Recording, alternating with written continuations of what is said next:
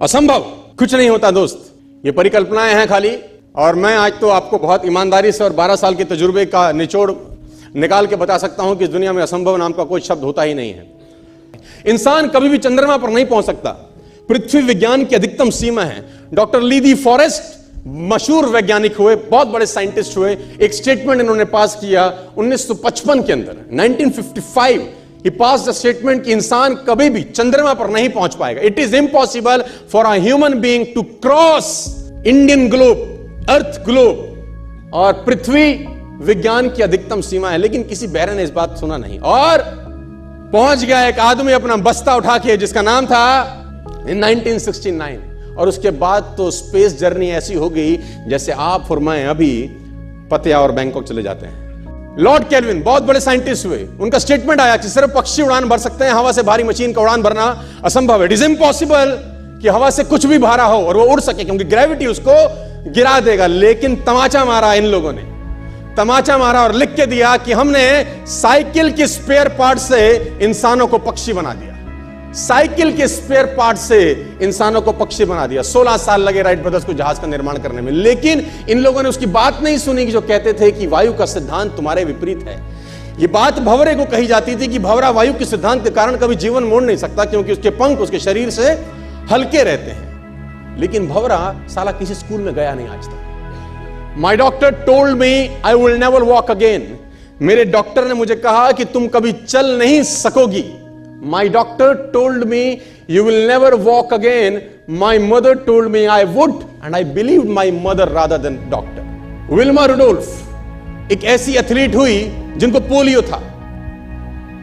था जिनको डॉक्टर ने कहा तू चल नहीं सकती, मां ने कहा तू चल सकती है। उसने कहा मैंने डॉक्टर की बात नहीं मानी, मैंने अपनी मां की बात मानी। 3 ओलंपिक गोल्ड मेडल जीती ये लड़की, 3 ओलंपिक गोल्ड मेडल, जिसको डॉक्टर कह रहा है कि तू चल। लेकिन मां क्या बोलती है? मैं आपको उदाहरण देना चाहूंगा सर। बहुत छोटे थे अल्बर्ट आइंस्टीन, दुनिया के महान वैज्ञानिक में से एक हुए, मंद बुद्धि कहा जाता था। 8 साल के थे, घर पहुंचे, मां को चिट्ठी दिया। When he was 8 years old, came to his home, given a letter to his mother. मां को एक चिट्ठी दिया, मां ने वो चिट्ठी पढ़ा। 8 साल के थे और चिट्ठी में प्रिंसिपल का खत था उसकी मां के नाम। प्रिंसिपल ने ये लिख के भेजा कि आपका बच्चा विलक्षण प्रतिभा का धनी है, ग्रेट पावर है इसके अंदर, क्योंकि बहुत बड़े साइंटिस्ट बने, बड़े हो गए। मंद बुद्धि बचपन में समझा जाता था।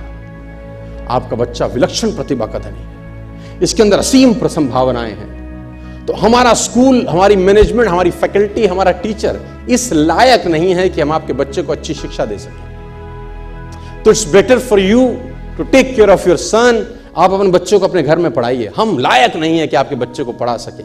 और उसकी मां ने पढ़ते पढ़ते आंखों में आंसू ले आई और उसने बच्चे को कहा कल से तू स्कूल नहीं जाएगा, मैं तेरी परवरिश घर पे करूंगी, क्योंकि तेरा टीचर तुझे इस लायक नहीं समझता। मतलब वो अपने आप को इस लायक नहीं समझते। बच्चा खुश हुआ, मोटिवेट हो गया और लग गया। उसकी मां का निधन हो गया, वो अल्बर्ट आइंस्टीन बहुत बड़े साइंटिस्ट हो गए। अल्बर्ट आइंस्टीन जब बहुत बड़े साइंटिस्ट हुए तो मकान शिफ्ट कर रहे थे अपना, और जीवन का सच्ची घटना वो अपनी ऑटोबायोग्राफी में लिखते हैं कि जब मैं मकान शिफ्ट कर रहा था तो एक ड्रॉस के अंदर मुझे वो व्हाइट कलर का पेपर फोल्डेड अवस्था में मिला। मुझे समझ नहीं था कि क्या है। मैंने उसको फोल्डिंग अवस्था से मिट्टी को हटा के जब खोला तो वो उस टीचर का लेटर था जो बहुत साल पहले टीचर ने मेरे हाथ में दिया था और मैंने अपनी मां के हाथ में रखा था। अब वो बड़ी उत्सुकता के साथ उस खत को पढ़ने लगे। जैसे उन्होंने खत पढ़ना शुरू किया और वो जार जार होकर रोए।